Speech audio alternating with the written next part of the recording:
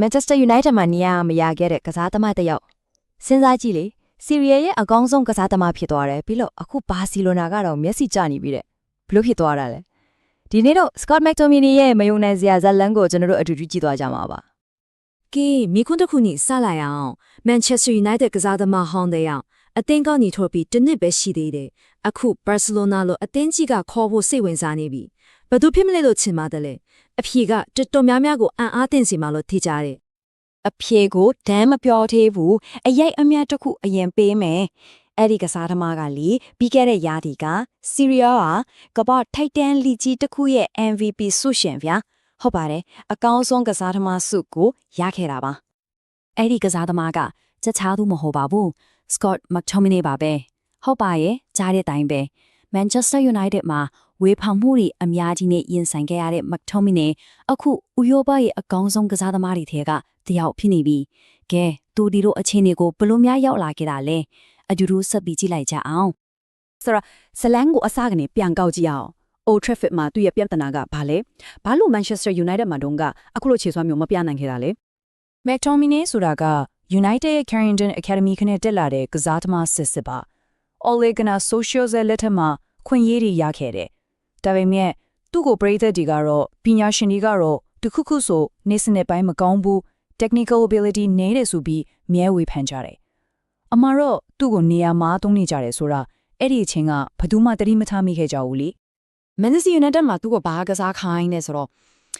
deep lying playmaker ဒါမှမဟုတ်ခံစစ်ကွင်းလက်ကစားသမားပေါ့ဒါပေမဲ့သူ့ရဲ့တကယ်အားသာချက်အဆက်မှန်ကအဲ့နေရာမှာမဟုတ်ဘူးသူက goal area တွေကိုနောက်ကနေပြေးဝင်ပြီး goal သွင်းတာမျိုးအဲ့ဒီ late runs into the box တွေမှာတိတ်ကောင်းတာသူ့ရဲ့ခန္ဓာကိုကြန့်ခိုင်မှုအမြင့်ဘောခေါင်းတိုက်နိုင်မှုတွေကတိုက်စမာမှပို့ပြီးအထဝင်တာဗျာဒါပေမဲ့အီတလီကိုပြောင်းရွှေ့ပြီးနိပြကြီးအန်တိုနီယိုကွန်တဲနဲ့တွေ့လိုက်တဲ့အခါမှာတော့သူ့ရဲ့ကစားသမားဘောကတစ်ခုလုံးပြောင်းပြန်လန်သွားခဲ့တယ်အဲ့ဒီမှာပဲမမျိုးလင်းပဲနာပိုလီယာသူ့ကိုခေါ်လိုက်တယ်ခွန်တဲကသူ့ကိုခေါ်လိုက်တာပေါ့ဒီအပြောင်းရွှေ့ကသူ့အသက်တော့တကယ်ကိုမှန်ကန်တဲ့ဆုံးဖြတ်ချက်ဖြစ်သွားခဲ့တာပဲအင်္ဂလန်ကဖီးယားတွေလည်းမရှိတော့ဘူးပဝင်းကျင်အစ်စ်မှာသူ့ရဲ့ရေအတွင်းအမှန်ကိုထုတ်ပြခွင့်ရသွားတယ်ကွန်ဒီကမက်တော်မီနီရဲ့အားသားခက်ကိုချစ်ချင်းမြင်တယ်သူ့ကိုခန်းစစ်မှာမထားတော့ဘူးတိုက်စစ်ကွင်းလက်နေရာကိုတန်းပြောင်းပစ်လိုက်တာအဲ့ဒီပြိုင်ဘက်ကိုအေရီယာထဲကိုအရှိန်နဲ့ပြေးဝင်တဲ့သူ့ရဲ့အရေးချင်းကိုကွန်ဒီကအပြည့်အဝအထုံးချခဲ့တယ်ဒီနေ့စနစ်ပိုင်းပြောင်းလဲမှုလေးတစ်ခုကပဲမက်တော်မီနီရဲ့ကစားသမားဘဝကိုအသက်ပြန်ဝင်လာစေခဲ့တာဗျာ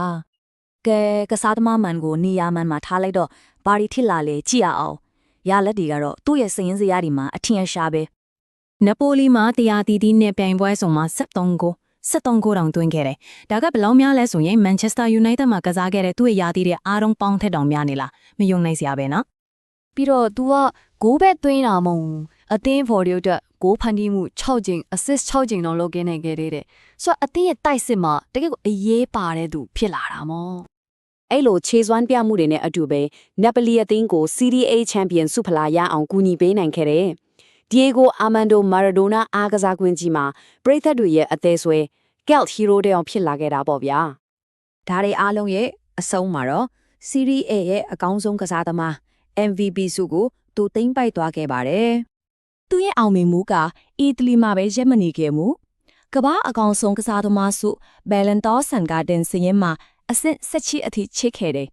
ဒါကသူ့ကိုကမ္ဘာစက်ခုံပေါ်မှာအသေးအမှထူလိုက်ပြီးဆိုတဲ့သဘောပါပဲအခုဆိုအသက်28နှစ်အရွယ်မက်တိုမီနီကိုဥရောပယူထီတန်ကလပ်ကြီးတဲ့အပြိုင်ဆိုင်လိုက်နေကြပါပြီဘသူတွေစိတ်ဝင်စားနေလဲဆိုတော့ဘာစီလိုနာတော့တန်ဟန်နူကက်ဆာလိုအသင်းကြီးတွေပေါ့ဘာစီလိုနာကဆိုရင်သူတို့ရဲ့3ယောက်ပါတဲ့ short list ထဲမှာထည့်ထားတယ်ကွင်းလေအထိုင်နေရာကိုအားဖစ်ခြင်းလို့တဲ့တော့တန်ဟန်ကတော့သူရဲ့ဆန်းအင်းနဲ့တက်ကြွမှုကိုသဘောကျတယ်နူကက်ဆာကကြတော့သူရဲ့ခေါင်းဆောင်မှုနဲ့အတွေ့အကြုံကိုတံပိုးထားပြီး Champions League ကစားဖို့အတွက်ဆိုရင်ပြည့်စုံတယ်လို့မြင်နေဆိုတော့ McTominay ရဲ့ဒီဇလန်ကကျွန်တော်တို့ကဘာကိုစဉ်းစားစေလဲကစားသမားတယောက်ရဲ့မွေးရပါအရေးကြီးတာပိုအရေးကြီးတာလားဒါမှမဟုတ်သူ့အရေးချင်းကိုအကောင်းဆုံးထုတ်သုံးနိုင်တဲ့နေပြတယောက်ရဲ့နီးစနစ်ပိုင်းကပိုအရေးကြီးတာလားဒါကတော့ဘောလုံးလောက်ကမှအမြဲတမ်းညှင်းခုန်နေရမယ့်မိကွန်းကြီးတစ်ခုအဖြစ်ဂျန်နီကေမှာပါပဲ